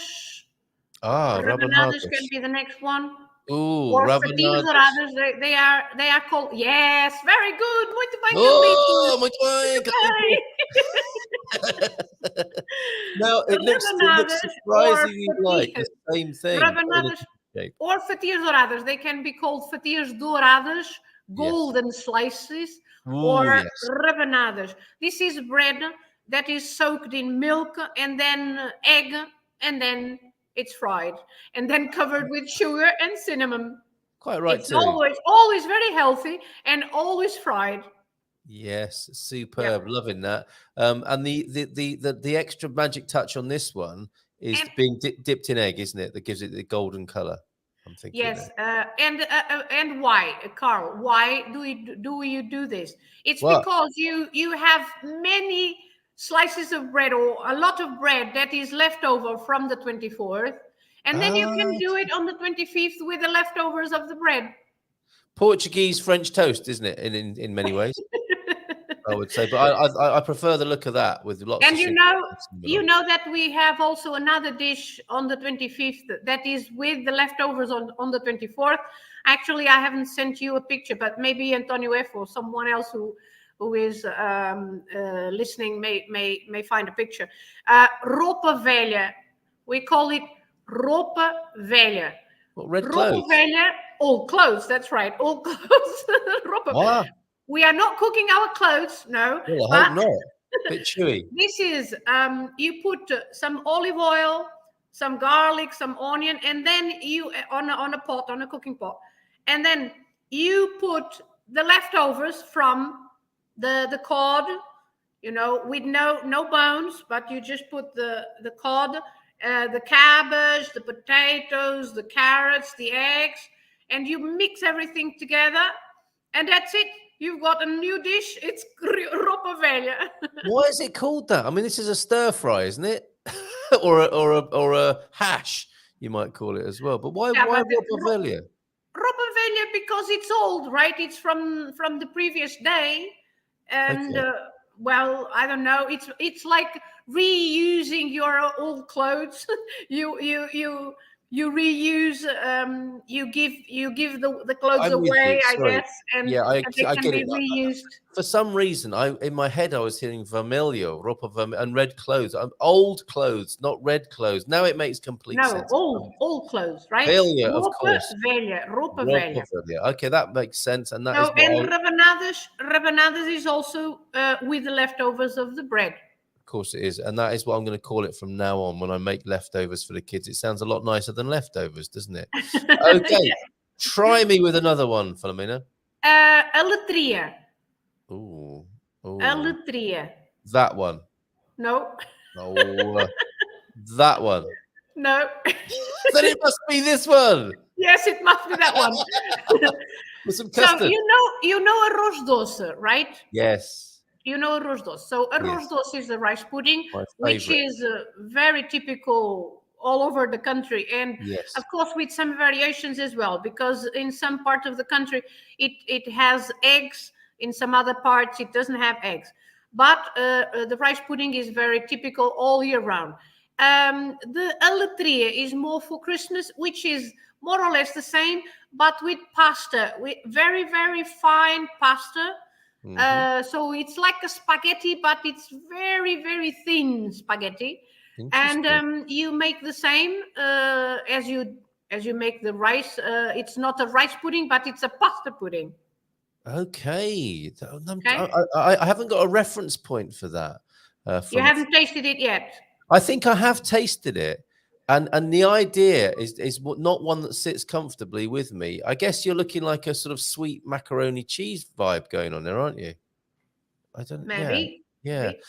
Okay. Well, that's an interesting one, but you're going to get the flavors of arroz doce, of rice pudding with that one, but with a different texture because of the pasta. Yes, instead of rice, it's pasta. Yeah. Okay, angel hair pasta is what James is calling it now. Okay.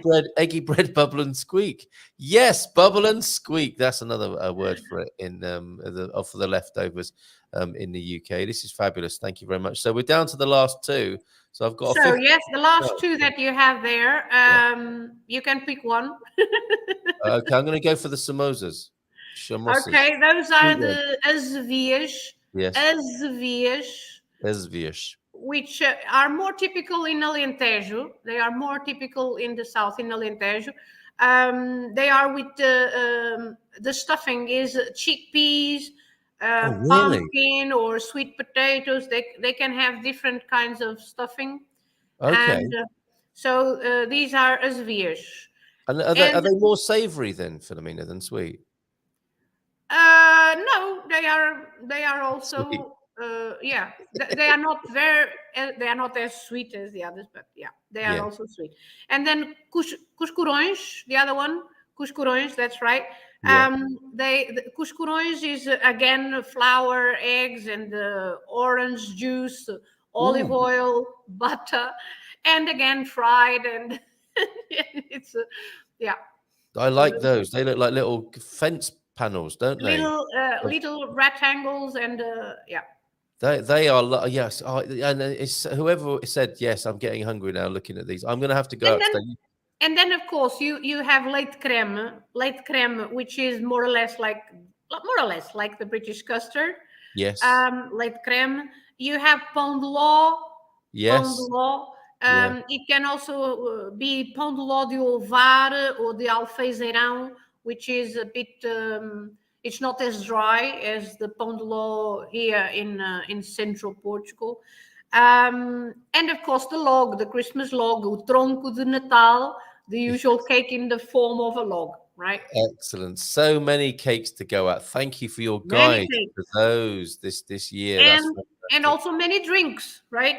You Yeah. have many Yes. drinks apart Well, from the lovely wine that we have, lovely wine all over the country. well said. Well said. And espumante, we also have the espumante, the sparkling like Love a bit of champagne, espumante. Yes. but Oh, bring espumante. it on. Bring it on. It's And been a lot. aguardiente, Woo! ginja de óbidos, Oh my goodness. licores like licor beirão here. We See? are very close. I've already Oh, told you I'm very close to the factory of licor beirão. yeah. And So it's a lovely backstory. Didn't the man who invented Banal tell his wife or ask, "I will make this drink for you if you marry me"? Is that the story? well, the licor beirão started to be a medicine. Yes, like all good drinks. Licor beirão, when it built first, when it was made first, was to be a medicine because it's a mixture of different herbs, lots of herbs that are good for your health. Yes, yeah, we got some Banal in the Yeah, house, definitely. You can drink licor beirão. It's good for your health. So many people want to talk to you here, Filomena. I know we're coming up. Are you all right for a few more minutes? Maybe 5 more minutes? Yeah, I Or would do you need like to to rush off speak and- also, if you don't mind. I would like to Sure. speak about some traditionals and then people can visit at Christmas time in Portugal, right? Fantastic. Yes, please do. So, for example, starting with Castelo Branco and the town of Penamacor. Oh, yeah. In Penamacor, it's called Vila Madeiro because they make a big bonfire. So yesterday in Penamacor, they had a parade with tractors to take the big logs to the church square. So they always do this on the 8th because the 8th is Immaculate Conception holiday. Yep. So they always do this on the 8th. They take the big logs, the boys, they are strong and they can carry the logs, and they take the logs to the square in front of the church. So they did this yesterday, and now they are going to set fire to these logs in the evening on the 23rd. Yes, Madeiro and Penamacor, on the 23rd of December at midnight. So between the 23rd and the 24th, they set fire to have a big bonfire in front of the church in Penamacor, like you have written there by Antonio. Very good. Great place to visit. Yeah, fantastic. Yeah, on the 23rd, you can, if you are not sleepy, if you can wait for midnight, yes. Then in Guarda, in Sabugal, they say it's the biggest natural nativity scene because the presépios, the nativity scenes, they are common, let's say, all over the country. People do nativity scenes. I also have mine here under the tree, and usually, for example, the fire departments, the firemen, they usually have a nativity scene in the fire department, for people to go and also donate a little money to the firemen. So in Portugal, they say they have the biggest made with natural products, natural nativity scene. And you can visit until the end of the first week of January. So it's going on until the 8th, I think, of January. Love it. Then Aveiro, Agda. In Agda, yes. In Agda, you have besides the umbrellas, right? You know Agda for the umbrellas, hanging umbrellas, but now they have the biggest Santa Claus in the world. The biggest Santa Claus in the world, and also the smallest Santa Claus in the world. So you can see the biggest one in Largo 1º de Maio, and you can see the smallest one in the tourist office of How beautiful. I think Andy told us about that, and that will most likely be on our Gumper map if you need help. Yes, it's Agda. very, lovely nice. Lovely little town, isn't it, Agda? It is very nice. Yes, it is very nice. Then Óbidos. In Óbidos, you also have the activities, especially entertainment for children. There are lots of entertainment for children in Óbidos, and lots of activities within the walls of the castle, right? I mean, the walls of the town, and then also the walls of. Okay, I didn't think you'd managed to get something in the Christmas show about verbs. Okay. Oh yes. Well, yeah. There is always something about verbs, isn't it? Thank you for that from Kazza Simpson there. Oh, because absolutely not far from me. What a lovely! I mean, the setting is so fantastic with the medieval. And also a good one to visit is Presépio de Penella. Penella, yes, which is very close to me. Penella has got a traditional presépio with moving little figures, and it's also, and when you go to visit the presépio, the nativity scene in Penella, with one ticket you can visit 3 different things. You can visit the nativity scene in Penella. You can visit the Roman Ruins Museum and the Roman Ruins in Rebassal. And you can visit the Espinhal Christmas market and nativity scene as well, which is a different one. In Espinhal, they have a miniature of the village. They make, the local Philharmonic band, for example, that old lady that everybody knows, and and they make a miniature of that, and they make the whole village in miniature in a nativity scene. So it's also very nice to see in Penella. Wonderful. And these are just a few examples, because you have, for example, in Castro Marim in the Algarve, not to be just in central Portugal, in the Algarve.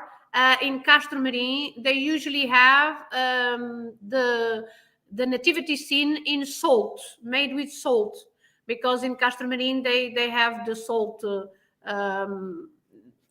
salinas, so they make the nativity scene, a presépio, with salt, which is also very interesting. So last year they didn't do it because of the pandemic and everything, but I guess this year they will probably. Superb. Thank you very much for those. Can you stay with us for a few more comments and responses to your lovely? Yes. If there are any questions. Yeah, let's take a look. So yes, we dealt with the school bus issue, didn't we? Wonderful, exotic, beautiful Christmas time in Portugal with Filomena. Absolutely. Have a lovely Christmas in Poland there, Barbara. What's this then? I think Matty's talking. T-Duck had his Santa request granted already before Christmas. Oh, meu Deus, eu sou acabou de ser. Thank you, Santa, for sun in the capital. And same in Germany. The biggest day is the 24th, 25th, and 26th is for the grandparents' visit. In the Netherlands, it's the 25th. Thank you.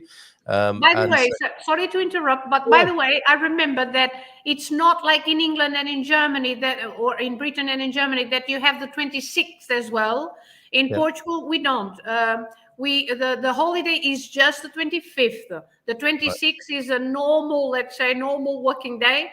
Although some people are not in a very good state to go to work. But Well, that's another thing we should say about the hardworking Portuguese, right?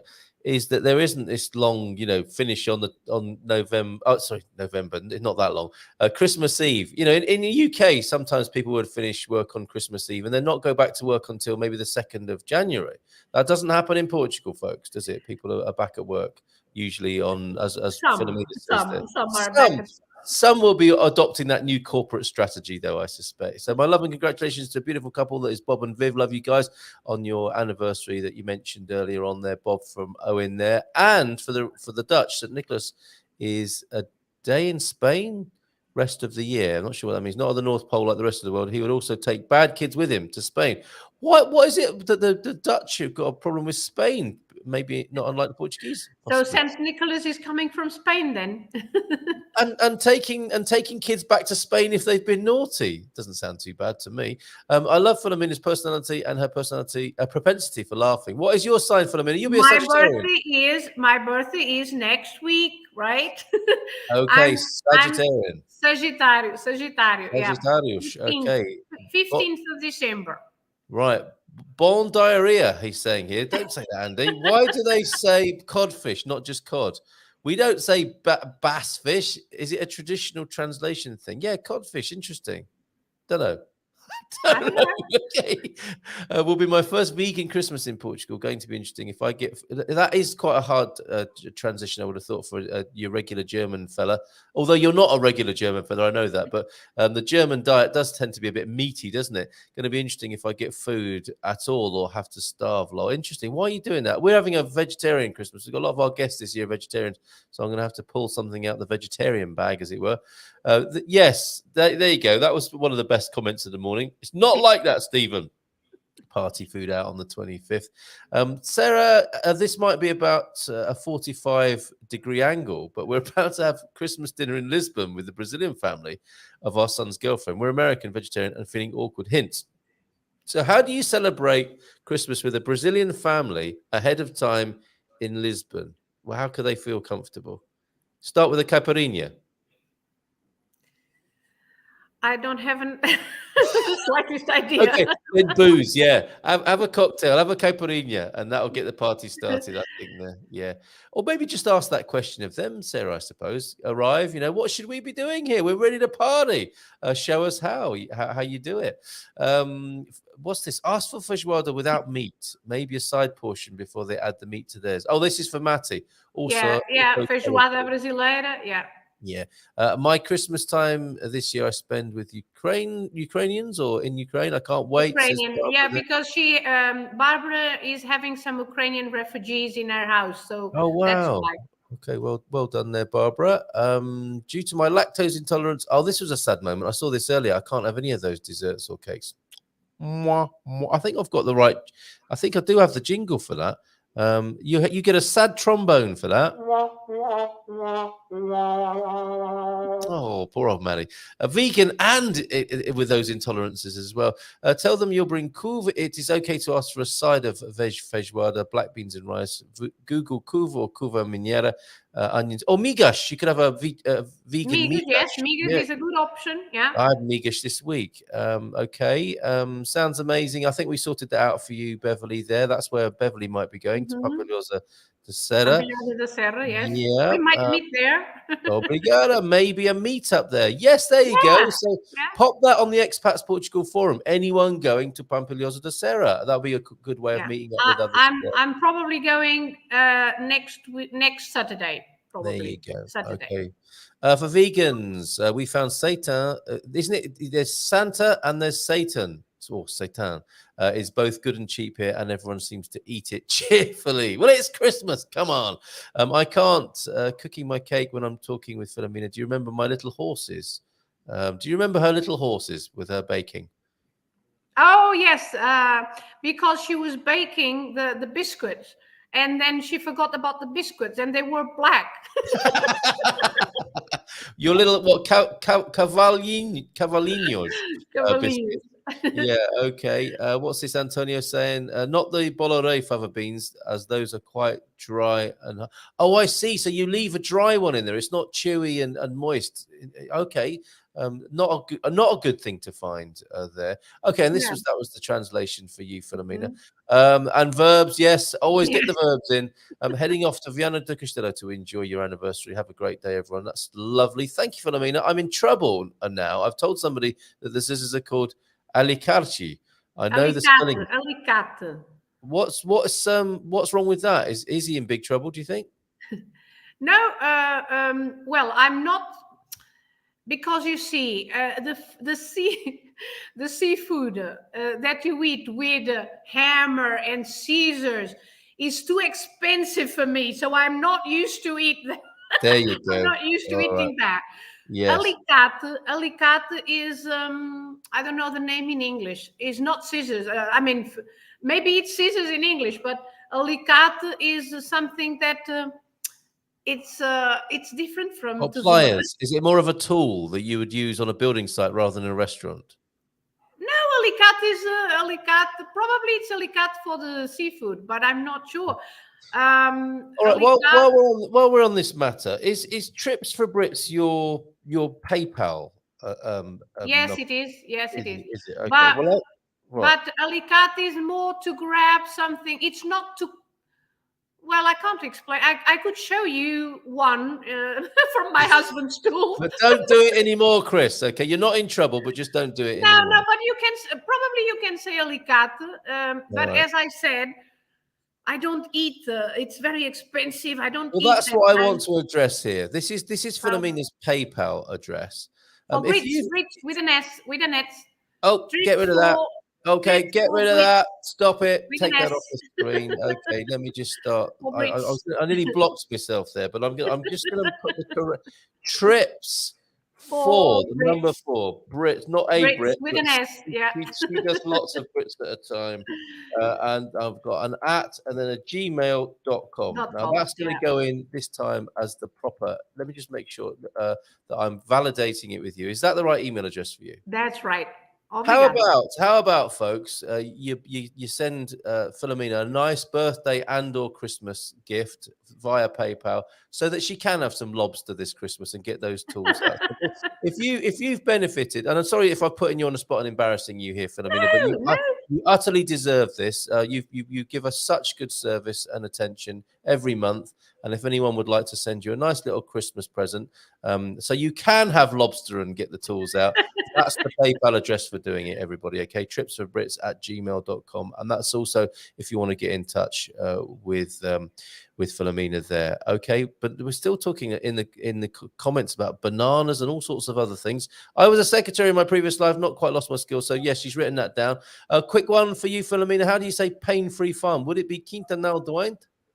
The pain-free farm. That's what he's starting. Pain-free farm. Yep. Quinta não doente. Não, a quinta sem dor. Sem dor. sem Pain-free dor. is sem dor. There you go. Quinta sem dor. Thank you. After the fact, I remembered Doint and Novai. I'm sorry, that was the first one. It sounded simple, but I didn't catch what it meant. Menina. We put that in there for you. I think you've got all of that now. Menina, little girl. Yeah. Yeah. Bon dia, Gumpers. My husband and I are staying up late watching you all before celebrating our anniversary day. Oh, lots of love to you as well. Have a great day. We're lurking behind the scenes tonight. Here it is 1:50. Bless you. Have a beautiful day. Both of you there. You OLPs, you. Can't look for the toy before you start eating the cake. Eggy bread in the northeast of England. Yes, good tip. Thank you from Kazza Simpson there. Louisa mentioned buying a banana at the market yesterday, and the following is my mind immediately going to work. Yes, we have no bananas. I wonder if I could translate that song to Portuguese. Sim, não temos bananas. Não temos bananas hoje. Yes, we have no bananas today. I think, does that work there? Has he done a good job? Well, let me say that tenemos is not Portuguese, it's Spanish. Oh.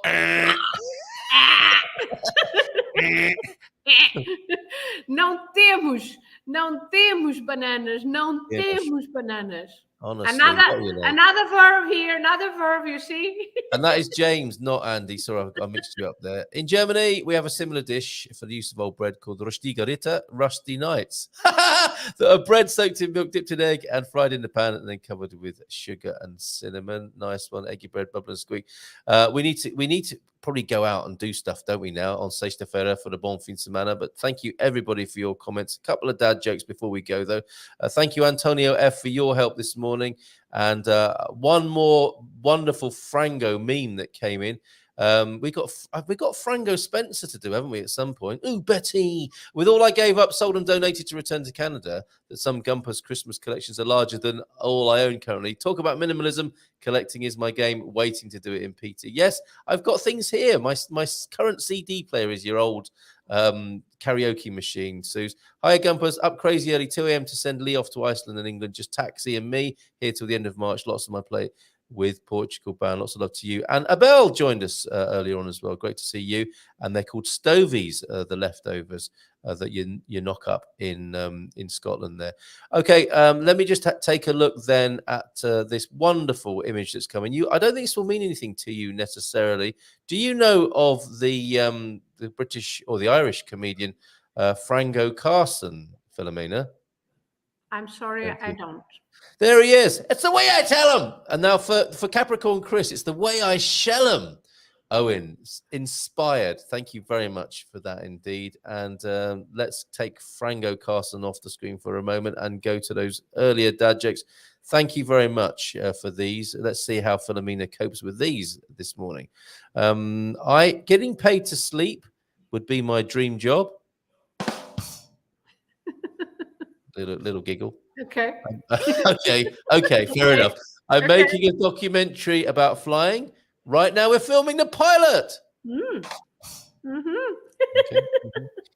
And a little bit of sort of philosophy and life wisdom, as well as a dad joke here, Filomena, as we say thank you and goodbye and bon fin semana to you. There are 2 words that have opened a lot of doors in my life. Do you know what they are? Push and pull. Yeah. Now, interestingly, puja does not mean push here in Portugal, does it? So that's a pretty good note to end. Yeah, push is pull, and then pull is empurr. It still gets me. Does that? So thank you, Filomena. Bon fin semana, boas festas, Feliz Natal, and the other thing that cannot be mentioned. And look at you by your Christmas tree. Let's go out with you by your Christmas tree. Thank you, Filomena. And thanks to all you Gumpers. Have a great weekend. Feliz Natal. Feliz Natal.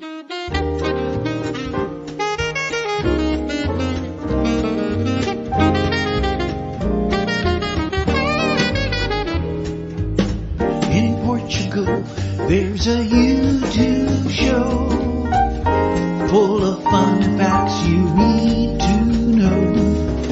Carl rings the bell and the members show to the GMP morning show.